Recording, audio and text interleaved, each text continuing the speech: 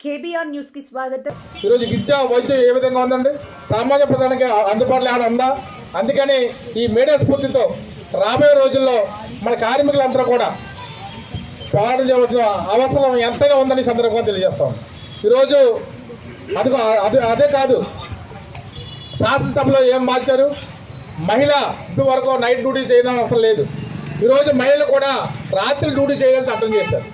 ఇప్పుడు పగలే మహిళలకు రక్షణ లేకుండా పోల్చినట్టు మన ఉద్యోగులు మన ఇంట్లో పిల్లలు ఉండొచ్చు, మన ఈరోజు భార్యలు ఉద్యోగం చేయకపోవచ్చు, రేపు పొద్దున్నైనా మన పిల్లలు ఉద్యోగం చేస్తారు. అటువంటి టైంలో కూడా రాత్రి కూడా ఉద్యోగం చేయమని ఈరోజు పార్లమెంట్లో బిల్లు పెట్టారు. ఆ బిల్లుకి మొత్తం ఉన్న ఎంపీలందరూ కూడా ఓటేశారు. అది చట్టమైంది. కానీ దాన్ని చట్టం చేసే ముందు ఏం చేయాలి? ఈరోజు కార్మికులందరికీ కూడా వాళ్ళకి రక్షణ కల్పించాలి, సీసీ కెమెరా పెట్టాలి, వాళ్ళకి వాహనాలు పెట్టాలి, వాళ్ళకి ఉద్యోగ భద్రత కల్పించాలి, వాళ్ళకి సేఫ్టీ కల్పించాలి. అప్పుడు నువ్వు నిర్ణయం చేయాలి. ఏమీ చేయకుండానే ఈరోజు మహిళలు కూడా ఉద్యోగాలు చేయాలనేసి చేస్తూ ఉన్నారు రాత్రిపూట. అదే కాదు, పబ్లిక్ సెక్టర్ అంతా కూడా ప్రైవేటీకరణ అయిపోతుంది. ఈరోజు ఎస్సీ ఎస్టీ బీసీలు వీళ్ళందరికీ కూడా రిజర్వేషన్ ఉంది. ఈ రిజర్వేషన్ అనేది ప్రభుత్వ సంస్థలోనే రిజర్వేషన్ ఉంది, ప్రైవేట్ పరంలో రిజర్వేషన్ లేదు. అందుకని ఒకటి ప్రభుత్వ సంస్థలన్నీ కూడా ప్రైవేట్ పరం చేస్తూ ఈరోజు కేంద్ర నిర్ణయం తీసుకుంటా ఉంది. ఇది రాజ్యాంగానికి వ్యతిరేకం. డాక్టర్ బాబాసాహెబ్ అంబేద్కర్ చెప్పారు, పెద్ద సంస్థలన్నీ కూడా ప్రభుత్వ హాజరులో ఉండాలని చెప్పారు. కానీ వీళ్ళు చేసేది ఏంటి? ఆ రోజు రాజ్యాంగం చెప్పింది ఏంటి? వీళ్ళందరూ కూడా పదవి అయిన తర్వాత నేను రాజ్యాంగానికి అనుగుణంగా పాలన చేస్తానని చెప్తూనే ఒక పక్క రాజ్యాంగాన్ని తూట్లు పరుస్తూ ఈ పాలకులు ప్రయాణిస్తున్నారు. ఈరోజు దేశానికి ముఖ్యం ఈ కార్మికుల శ్రమ ద్వారాగానే ఈరోజు దేశం నడుస్తుంది.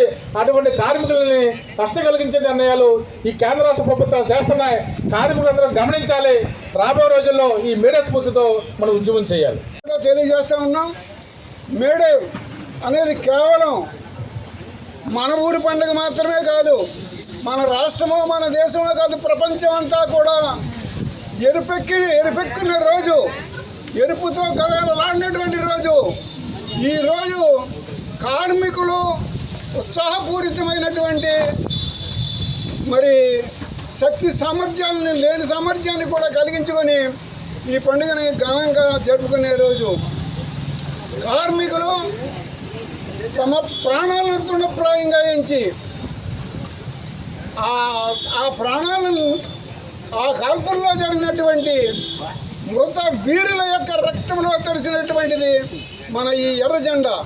ఈ ఎర్ర జెండాయే మనందరికీ నీడను నిలువను ఇచ్చేది ఎర్ర జెండా. ఎర్ర జెండా నీడను తప్ప మనకి ఎక్కడా రక్షణ లేదు.